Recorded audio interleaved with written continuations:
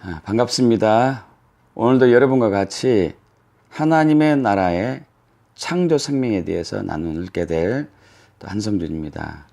오늘은 11번째 시간으로서 저주에서 자유하는 새 생명에 대해서 나눠보겠습니다. 지금 우리는 하나님께서 창조하시고 또 예수의 십자가에 의해서 거듭난 새 생명의 본질에 대해서 살펴보고 있습니다. 이 새 생명의 정체성을 알므로써 또 새 생명이 갖고 있는 권세와 권능을 우리는 인식하게 되고 또 그 새 생명이 해야 할 일이 무엇인지 우리는 알게 되는 것이죠. 말씀드린 것 같이 타락하기 전 창조 생명의 본질과 타락하고 난 이후에 타락한 생명의 본질은 하늘과 땅이 차이 난 것처럼 극명한 차이가 있다고 우리는 나눴습니다. 또 예수의 피에 의해서 거듭난 이 새 생명은 타락하기 전에 그 생명의 본질과 같죠. 그러나 한 가지 차이점이 있는데 예수의 십자가에 의해서 거듭난 새 생명에는 예수의 피가 있다고 나누었습니다. 지지난 시간에 우리는 육체에서 자유하는 새 생명에 대해서 나눴습니다. 왜 육체에서 자유해야 하는지, 육체란 무엇인가, 어떻게 육체에서 자유한 삶을 누릴 수 있는지 나누었습니다. 지난 시간에 저와 여러분은 자아에서 자유하는 새 생명에 대해서 나눴습니다.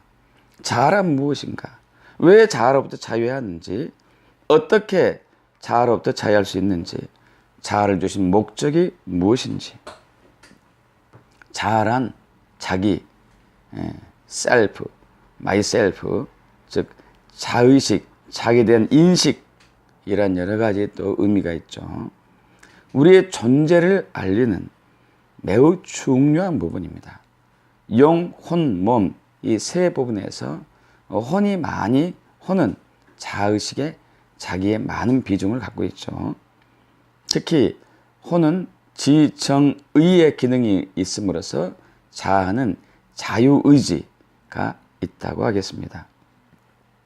그런데 왜 자아로부터 자유해야 되는지, 먼저 알아야 할 것은 우리 자아가 매우 중요함에도 불구하고 살리는 것은 영이라는 것이죠. 요한복음 6장 63절에 살리는 것은 영이니 육은 무익하니라. 내가 너에게 이른 말은 영이요 생명이라. 구원받은, 예수 십자가에서 구원받은 생명도 영을 따르지 않고 자아를 따르거나 육을 따라 살면은 반드시 죽게 됩니다. 자아의 욕구가 있기 때문에 그러죠. 자아의 욕구는 높아지려고 하는 욕구가 있습니다. 집착하고 아집의 영향이 있죠. 고집의 영향이 있습니다. 자아는 스스로가 주인이 되려 하는 경향이 있습니다. 그래서 사탄은 우리를 끊임없이 그렇게 미혹합니다. 하와를 그렇게 미혹했었죠. 선악과를 먹으라고 미혹한 사탄은 이것을 네가 먹는 날에는 하나님처럼 된다. 네가 높아진다. 더 이상 너의 주인은 하나님이 아니고 너 자신이다. 이렇게 얘기한 것이죠. 우리는 지금도 우리 삶 속에서 너의 뜻대로 해라. 너의 마음대로 해라. 내 생각대로 해라. 하는 이러한 너의 주인은 너다는 이러한 그 미혹의 말들이 난무하는 속에서 살고 있죠. 그래서 우리는 이 자아에서 자유하지 않으면은 반드시 우리 스스로가 다시 주인이 되어서 죽게 되고 맙니다. 여러분, 구원의 본질은 자기 중심에서 하나님 중심으로 전환되는 것이죠. 자기가 주인이 됐던 것에서 하나님이 주인이 된 것이 구원의 본질입니다. 타락은 정반대이죠. 하나님 중심에서 자기 중심, 하나님이 주인 됐던 삶에서 자기가 주인 된 것이 타락이죠. 그래서 우리는 자아로부터 반드시 자유해야 됩니다. 어떻게 자아에서 자유하는가? 첫째는 자기를 부인하는 것이죠. 나의 주인은 내가 아니고 예수님이다 하는 것이죠. 두 번째, 십자가에 나아가서 매 순간순간마다 우리의 자아를 주님께 복종시켜야 되는 것이죠. 왜냐하면 자아는 높아지려 가는 경향이 있기 때문에 그렇습니다. 예수님께서 십자가에 가심으로써 예수님의 자기 자신을 십자가에 처리하셨습니다. 그런데 그렇다면 자아를 주신 목적은 무엇이었죠? 그것은 바로 우리가 자유의지를 동원하여서 로봇이 아닌 자유의지를 지닌 인격체로서 하나님과 인격적인 사랑의 교제를 나누며 그분을 자유의지를 동원하여서 우리 스스로가 경배하고 예수님을 찬양하기 위해서 우리는 지음받았기 때문에 하나님은 우리에게 자유의지를 주셨다는 것이죠. 이때 자아는 진정으로 자유함을 누리게 됩니다. 그러한 삶을 살게 되길 축복합니다.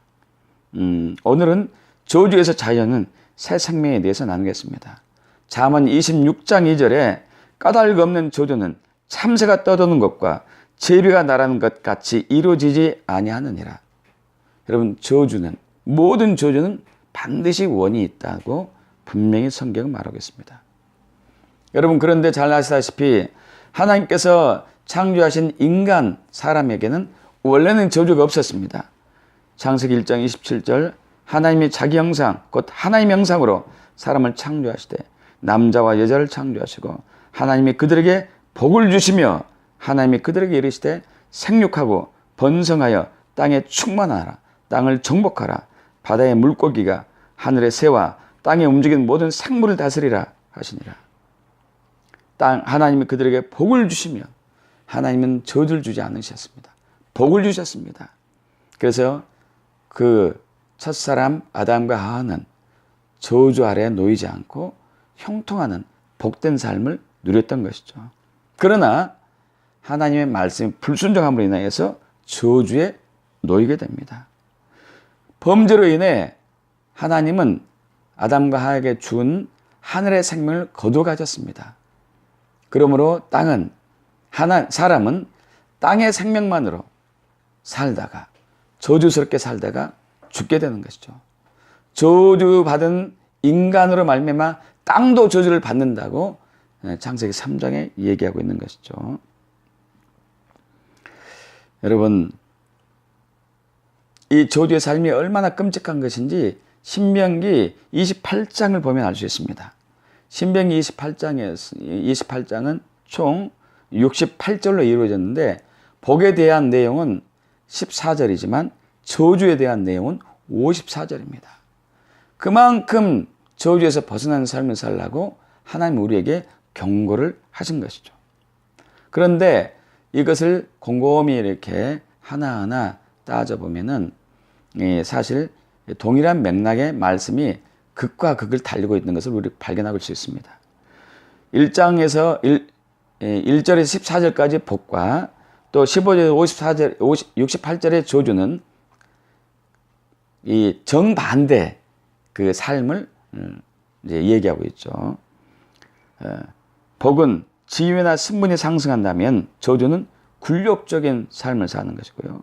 복이 삶의 모든 분야에서 풍성한 열매를 맺는 것이라면 저주는 삶의 모든 영역에서 열매가 거의 없는, 있어도 아주 적은 삶을 사는 것이고, 복은 건강한 삶을 사는 것이고, 질병은 각종 질병에 노출되고, 복은 번영과 형통이 있다면 저주는 가난과 실패가 있는 것이고요. 복은 승리라면 저주는 굴복이며, 복은 머리가 되는 삶이라면 저주는 꼬리가 되는 삶이며, 복은 위에 있는 삶이라면 복은 위에 있는 삶이라면 저주는 아래에 있는 삶으로서 극명하게 나누게 있는 것이죠. 그런데 이 저주의 연속된 삶을 태어나서부터 죽는 순간까지도 죽은 이후에도 살게 되는 이 비극적인 운명을 지닌 인간을 사랑하신 하나님께서는 독생자 예수 그리스도 이 땅에 보내셔서 인류의 모든 죄를 대속하시고 율법의 저주를 십자가에 당하심으로써 율법의 저주에서 우리를 자유케 하셨습니다. 갈라디아 3장 13절이죠. 그리스도께서 우리를 위하여 저주를 받은 바 되사 율법의 저주에서 우리를 속량하셨으니 기록된 바 나무에 달린 자마다 저주 아래에 있는 자라 하였음이라. 주 예수를 믿는 사람들은 율법의 저주에서 완전하게 자유하게 되었습니다. 아까 신명기 우리 28장에 15절에서 68절에 이 저주에서 완전하게 자유하는 것이죠. 로마서 8장 1절과 2절은 이렇게 얘기합니다. 그러므로 이제 예수 그리스도 안에 있는 자에게는 결코 정죄함이 없나니 이는 그리스도 예수 안에 있는 생명의 성령의 법이 죄와 사망의 법에서 즉 저주의 삶에서 율법의 저주에서 너를 해방하였습니다. 구원받은 거듭난 새 생명은 죄와 사망과 저주에서 자유합니다. 형통하는 복된 삶을 사는 것이죠. 그래서 사도 바울은 에베소 1장 3절에 찬송하려다 하나님 곧 우리 주 예수 그리스도의 아버지께서 그리스도 안에서 하늘에 속한 모든 신령한 복을 우리에게 주시되 하고 얘기하고 있는 것이죠. 예수 믿는 사람들에게는 하늘에 있는 예수 안에 있는 영적인 신령한 복들이 무한하게 쏟아져 내리고 그 복을 누리며 사는 삶, 저주와 관계없는 삶을 살게 되는 것이죠. 그럼에도 불구하고 여전히 믿지 않는 사람들처럼 복된 삶보다는 저주의 삶을 살고 있는 그리스도인들이 많습니다. 굴욕적인 삶, 열매 없는 삶, 각종 질병에 노출되는 삶, 가난과 실패와 패배의 삶, 꼬리가 되고 아래에 있는 삶. 왜 이러한 저주의 삶을 살고 있고 이 저주의 삶에서 벗어날 수 있는 길은 없는지를 살펴보겠습니다. 아까 우리 잠언의 말씀처럼 까닭 없는 저주는 없다고 하는 것이죠. 우리의 삶의 모든 영역에서 그 어느 것도 하나님의 허락 없이는 이루어지지 않습니다. 저주 역시 마찬가지입니다. 하나님이 저주를 직접 주신다는 것은 아니죠. 여러분, 이 저주는 크게 불신과 불순종의 죄 때문에 오는 것인데 이 저주의 통로는 사탄이 참소한 것에서 오기도 하고 또 사람의 말로 인한 저주가 오기도 합니다. 어쨌든 죄가 있는 곳에는 참소자 사탄에 의해서 저주가 임하게 되는 것이죠. 더러운 곳에 파리가 있는 것처럼 죄가 있는 곳은 항상 사탄이 역사합니다. 그래서 베드로는 얘기합니다. 베드로전서 5장 8절에 근신하라 깨어라 너희 대적 마귀가 우는 사자같이 두루다니며 삼킬 자를 찾는다. 믿음으로 굳건하게 살라고 얘기하고 있습니다. 그는 참소합니다. 참소라는 단어는 법적인 용어입니다. 원고가 되다, 비난하다, 고소하다, 반대하다 이런 카테고레오란 단어의 의미가 있는 것이죠. 여러분, 복과 저주는 하늘과 땅이 다른 것처럼 극명의 다름에도 불구하고 비슷한 계절이 있습니다. 첫째는 복도 저주도 사람에게 영향을 미칩니다. 영향을 미치고 있죠. 그리고 또한 복과 저주는 대물림되고 있습니다. 출애굽기 20장에는 십계명에 대해서 나누고 있죠. 3절 이하에 너는 나 외에는 다른 신들을 내게 두지 말며 너를 위하여 새긴 우상을 만들지 말고 또 위로 하늘에 있는 것이나 아래로 땅에 있는 것이나 땅 아래 물속에 있는 것에 어떤 형상도 만들지 말며 그것들에게 절하지 말며 그것들을 섬기지 말라. 나 내 하나님 여호와는 질투한 하나님인즉 나를 미워한 자의 죄를 갚되 아버지로부터 아들에게로 3, 4대까지 이르게 하거니와 나를 사랑하고 내 계명을 지키는 자에게는 1000대까지 은혜를 베푸느니라. 출애굽기 20장 5절에서도 죄의 대물림, 저주의 대물림, 또 6절에 또 복의 대물림에 대해서 얘기하고 있죠. 여러분, 이처럼 이제 저주는 참소자 사탄에 의하여서 오는 것인데 그 죄를 통해서 그가 우리를 참소함으로써 이루어지게 되죠. 그런데 또 우리의 죄와 관계없이 오는 저주도 있습니다. 방금 얘기했던 것처럼 대물림된 그러한 저주죠. 조상로부터 내려오는 저주의 위협, 그 영향력은 우리가 이해하기 힘듭니다. 저주의 1급까지 이 징후가 있는데요. 정신질환, 우울증, 광증, 조증 이러한 것들은 정신질환들은 저주의 징후일 가능성이 많습니다. 잘 낫지 않고 재발되는 질환이나 만성질병이나 특히 유전질환도 저주에서 올 가능성이 많습니다. 또 불임이나 자전유산도 저주의 결과일 수가 많습니다. 결혼의 파탄, 가족과의 단절도 저주에서 오는 경향이 많습니다. 재정적인 가난과 궁핍 혹은 사고를 잘 당하거나 단명하거나 사고 사거나 뭐 자살이든지 질병으로 죽든지 이러한 것들은 저주의 징후에 해당되니까 우리는 유심히 살펴보아야 할 것입니다. 특별히 좌절의식도 저주의 한 징후이기도 합니다. 저주를 받은 결과물이란 얘기죠. 포기하고 싶고 완전히 그만두고 싶은 이런 마음들도 있습니다. 실패하거나 성공했음에도 불구하고 우리에겐 좌절의식이 있죠. 이 저주의 원인도 있습니다. 우리 가족이나 가문이나 혈통이나 가게가 우상숭배를 하는 것. 나라도 마찬가지겠죠. 또 사교, 사이비 이단에 빠진 것. 그리고 부모에 대한 거역, 불순종, 약자나 힘없는 자를 괴롭히는 것, 반유대주의, 또 자신이 뱉은 욕설, 그리고 권위를 가진 사람들에 의한 저주스러운 말, 무당의 주술이나 부적 같은 경우, 이 모든 것들이 저주의 원인이 됩니다. 여러분, 그러나 어쨌든 우리는 예수 그리스도를 믿는 순간에 저주에서 자유함을 입었습니다. 예수님께서 그 모든 저주를 지시고 십자가에서 율법의 저주에서 저주를 당하셨기 때문에 우리는 자유하는 것이죠.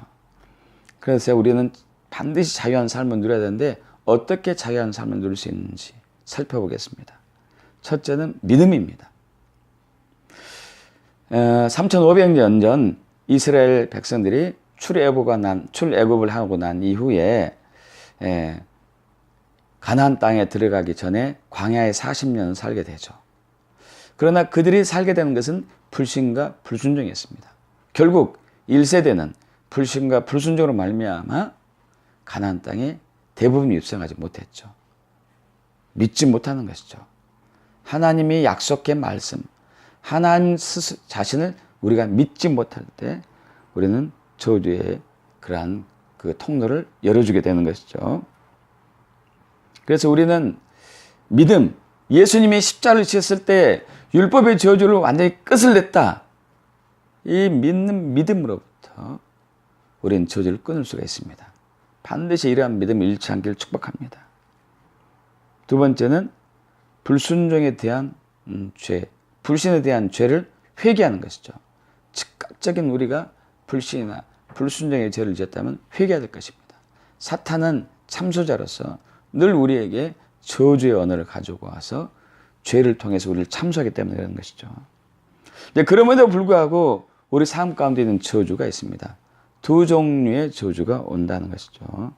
아까 말씀드린 것처럼 조상이나 가문이나 혈통이나 가계로부터 내려오는 저주의 유업입니다. 저주의 여러 가지 징후들을 통해서 우리는 그것을 또 추측할 수 있겠죠.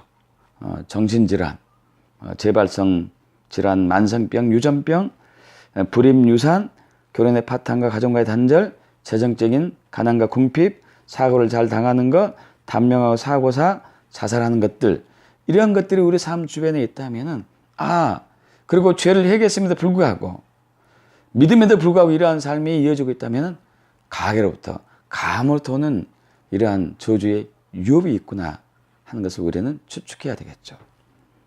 그래서 우리는 조상의 죄로부터 대문되는 저주에 자유하려면은 먼저 조상의 죄를 회개해야 될 것입니다. 우상 숭배했던 죄, 거짓 종교, 사이비 이단, 우상을 숭배했던 거, 방금 말씀드렸죠. 또 부모에 대한 거역, 약한 자를 괴롭혔던 것, 반유대주의, 또 우리 조상들이 뱉은 저주의 언어들, 권위자들이 갖고 있는 말에 의한 저주를 받은 것들, 무당의 주술이나 부적들, 이것들로부터 우리는 이제 이것들의 죄를 회개해야 될 것이고, 또한 이것을 알지 못하는 경우에 저주가 임한 경우도 있죠. 이때는 성령께 여쭤봐야 되겠죠. 이 저주의 원인이 무엇인지 알게 해달라고요. 그래서 우리는 죄를 회개하며 성령의 조명으로 조상의 죄를 깨닫고 십자가의 보혈로 씻음을 받아야 되죠. 그러고 난 이후에 사탄의 참소를 파쇄하고 저주에서 자유함을 얻어야 됩니다. 제가 알고 있는 큰 한 자매님이 집사님이 계십니다. 이분의 가족은 가족 모두가 친정 어머니를 비롯해서 3사람이 자살을 했습니다. 그런데 이분이 예수 믿은 지 10년이 지났음에도 불구하고 그 귀에서 계속 울려오는 저주의 언어가 있었는데, 그것은 이제 다음은 너의 차례다. 네가 죽을 차례다. 너도 죽어야 된다. 이 말이 끊이지 않았습니다. 그러던 차에 저희 교회에 또 일주일에 만에 한 번씩 있는 집회에 참여하게 되었는데, 그 집회 때에 하나님께서 그분을 강력하게 만지셨습니다. 그리고 그 사람이 갖고 있는, 조상이 갖고 있는 저주의 위협을 끊으셨습니다. 그분이 하나님의 강력한 임재 앞에 쓰러졌을 때 제가 그분의 얼굴에 손을 얹고 기도하고 있는데, 저는 그분의 얼굴을 보지 못했죠. 손을 얹고 있었기 때문에. 주변에 그 기도하는 모습을 보고 있던 사람들이 있었습니다. 왜냐하면 그분이 굉장히 크게 소리를 질렀기 때문에요. 그래서 기도하는데 주변 사람들은 그분의 얼굴에서 어둠이 사라진 것이 보였다. 그걸 밝게 빛이 났다. 그러면서 그분이 이제 회복이 되었는데, 그 이후로 다시는 사살에 대한 생각이 들지 않았습니다. 여러분, 이것은 위로부터는 조상의 죄의 유혹부터 대물되는 그 저주의 언어로부터, 저주의 유혹으로부터 그 사람이 괴롭힘을 당한 것이죠. 그러나 우리 하나님은 그 사탄마귀의 참소보다도, 사탄마귀의 저주보다도 훨씬 크신 능력을 지니고 계시고 은혜의 하나님이기 때문에 우리는 자유할 수가 있는 것이죠. 또 하나, 우리가 죄를 회개했음에도 불구하고, 조상의 또 유혹부터 자유했음에도 불구하고, 죄의 유혹부터 자유했음에도 불구하고 우리에게 저주가 임했을 때, 이것은 우리 주변에 살아있는 우리 주변의 사람들도 인한 저주의 언어일 가능성이 많습니다. 사탄은 사람들을 자신의 노예로 만들기 위해서 저주의 언어, 이것을 주술이라고 얘기합니다. 사용하는 것이죠. 주술사들은 사실 저주의 언어입니다. 우리 예수 믿는 사람들은 방언을 합니다. 이 방언은 참으로 중요하죠. 우리가 이처럼 평소에 하는 말은 사탄이 들을 수가 있고, 또 이 사탄이 듣고 이것을 방해할 수가 있습니다. 그러나 방언, 하나님의 언어는, 하늘의 언어는 사탄이 듣지 못합니다. 이해하지 못합니다. 하나님께 직접 상달되며 하나님의 뜻을 알아내는 것이죠. 그래서 방언을 하는 것은 매우 중요한데, 사탄, 모방의 천재인 사탄도 이를 흉내내고자 한 것이 있는데, 바로 그것은 주술입니다. 주술로서 사람을 괴롭히고 하나님의 일을 방해하는 것이죠. 그런데 우리가 쓰는 언어 중에서 욕설, 비방, 후욕, 험담, 비판, 정죄 하는 것도 역시 저주의 언어가 되는 것이죠. 이건 역시 사탄이 우리를 참소하는 데 쓰는 아주 훌륭한 도구가 되는 것이죠. 그래서 잠언 18장 21절에 죽고 사는 것이 혀의 힘에 달렸으니 혀를 쓰기 좋아하는 자는 혀의 열매를 먹으리라. 여러분, 하나님은 우리 사람에게 언어의 권세를 주셨습니다. 우리는 복된 말을 하면 복된 역사가 나타나고, 저주의 말을 하면 저주가 일어나는 것을 반드시 명심하면서 말에 조심하기 바랍니다. 어쨌든 우리 주변에 알든지 모르든지 하는 사람들이 우리에게 저주하는 이 말은 우리를 또 저주의 삶으로 이끌고 마는 것이죠. 그래서 우리는 이러한 것에서 자유해야 됩니다. 그런데 여기에서 이제 굉장히 우리는 조심해야 될 부분이 있습니다. 왜냐하면 아는 사람들도 저주의 말을 들었을 때처럼 정말로 기분 나쁜 게 없습니다. 특히 죄를 짓지 않았는데 그러한 사실이 없음에도 불구하고 험담하는 말을 들었을 때처럼 마음에 상처가 오는 것은 없죠. 그때 우리는 즉각적으로 대부분 대응하거나 맞서거나 하는 경향이 많습니다. 그러나 성경은 그런 사람들 때문에 불평하지 말고 괴로워하지 말라고 얘기하고 있습니다. 시편 37편 1절 이하에 악을 행하는 자들 때문에 불평하지 말며 불을 행하는 자들을 시기하지 말지어다. 그들은 풀과 같이 속히 배임을 당할 것이며 푸른 채소같이 세잔할 것이미로다. 여호와를 의뢰하고 선을 행하라. 땅에 머무는 동안 그의 성실을 먹을거리로 삼을지어다. 또 여호와를 기뻐하라. 그가 내 마음의 소원을 내게 이루어 주시리로다. 내 길을 여호와께 맡기라. 그를 의지하면 그가 이루시고 내 의를 빛같이 나타내시며 내 공의를 종의 빛같이 하시리로다. 여호와 앞에 잠잠하고 참아 기다리라. 자기 길을 형통하며 악한 꾀를 이룬 자 때문에 불평하지 말지어다. 분을 그치고 노를 버리며 불평하지 말라. 오히려 악을 만들 뿐이라. 진실로 악을 행한 자들은 끊어질 것이나 여호와를 소망한 자들은 땅을 차지하리로다. 잠시 후에는 악인이 없어지리니 내가 그것을 자세히 살필지라도 없으리로다. 그러나 온유한 자들은 땅을 차지하며 풍성한 화평으로 즐거워하리로다. 우리 주변에 악을 행한 자들 때문에 우리가 불평하고 욕설을 하고 저주의 말을 퍼붓는다면 그것은 사탄이 그 말을 가지고 참수하는 아주 중요한 우리의 삶을 저주스럽게 만드는 결과를 낳고 맙니다.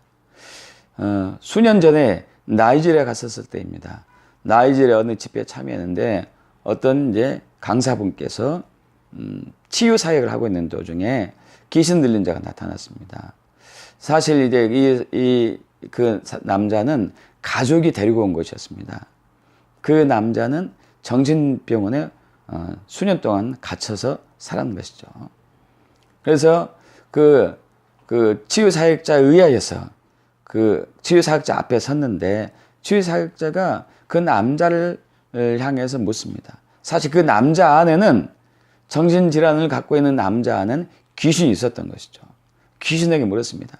네가 언제 이 남자 안에 들어갔느냐 하고 물으니까 충격적인 말을 합니다. 사실 그 남자는 나이지리아에서 외국인 회사에 근무하는 아주 잘 나가는 회사의 그러한 이제 임원이었습니다. 그런데 이 남자가 부인이 있는데 그 바람을 폈던 것이죠. 이것을 알게 된 부인이 무당을 찾아가서 주술사를 찾아가서 이렇게 부탁했습니다. 다시 내 남편이 바람을 피게 되면은 정신병에 걸리게 해달라고. 그 이후에 그 남자가 다시 바람을 피웠는데 그 순간 정신질환에 걸려서 그는 정신병원에 입원하고 만 것이죠. 결국 이제 그 치유사역자에 의해서 그 남자가 자유케 되었긴 하였습니다. 여러분 시편 30편이 우리에게 이야기하고 있는 것은 불평하는 자 악을 행하는 자 때문에 불평하지 말라. 우리를 모함하고 험담하고 후욕하고 참소하고 비방하고 정죄하는 때 때문에 불평한다면 사탄이 이걸 가지고 일을 하기 때문에 그렇습니다. 그래서 우리는 이러한 사람이 있으면 사실 그를 용서하고 축복하고 사랑하고 존중하고 오히려 그것에 대해서 감사해야 할 필요가 있는 것이죠. 우리 마태복음 5장 3절 이하의 산상팔복의 세 번째 복이 있죠. 온유한 자는 복이 있나니 저희가 그들의 땅을 기업으로 차지할 것이다. 시편 37편에 있는 말씀과 동일한 말씀이죠. 여러분, 우리는 하나님 말씀대로 했을 때에 복이 임합니다. 하나님 말씀과 반대로 했을 때는 저주가 임하는 것이죠. 그래서 우리는 우리 주변에 저주의 징후가 보인다면 그것을 또 불신과 불순종의 죄를 회개했고 또 조상의 혈통의 가문의 죄의 유업을 회개했음에도 불구하고 저주의 징후가 보인다면 우리 주변에 누군가로부터 알든지 모르든지 하는 사람들로부터 우리에게 비방의 언어, 저주의 언어가 임했기 때문일 가능성이 많습니다. 그래서 이것을 알게 해달라고 하는 주님의 또 지혜가 필요한 것이죠. 그리고 거기에 대해서 우리는 즉각적으로 파쇄하는 그러한 일을 해야 될 것입니다. 우리를 참수하고 비방하고 정죄한 사람을 죄를 안고 십자가에 가십시오. 또 이걸 원인을 일으킨 우리의 죄도 가지고 십자가로 가야 되겠죠. 죄를 회개하고 난 이후에 이제 사탄의 참석거리가 없어진 것이죠. 죄를 회개했기 때문에 더 이상 사탄은 참석할 수 없습니다. 사탄의 참석을 끊으셔야 되고 꾸짖어야 되겠죠. 그리고 이제 사탄의 참소에 벗어난 우리는 복이 임하기를 기도하면 될 것입니다. 여러분, 오늘은 저주에서 자유하는 새 생명에 대해서 나눴습니다. 말씀드린 것처럼 예수님께서 십자가에서 고난당하셔 죽으심으로써 율법의 저주를 우리 대신 당하셨기 때문에 우리는 반드시 저주에서 자유할 수 있습니다. 그 길이 이제 오늘 우리가 나눴던 부분이기 때문에 우리가 이러한 삶을 통해서 저주에서 자유한 삶을 살며 복된 삶을 살아야 될 것입니다. 그러한 사람이 땅을 차지합니다. 이제 우리는 땅을 차지할 때입니다. 북녘이 잃어버린 저주의 땅을 회복하고 차지해야 할 때입니다. 남과 북이 복음으로 통일되어서 이 땅에 하나님 나라가 랜딩될 수 있도록 이 땅에 저주를 풀어야 할 때가 왔습니다. 그러한 삶을 살게 되기를 축복하며 감사합니다.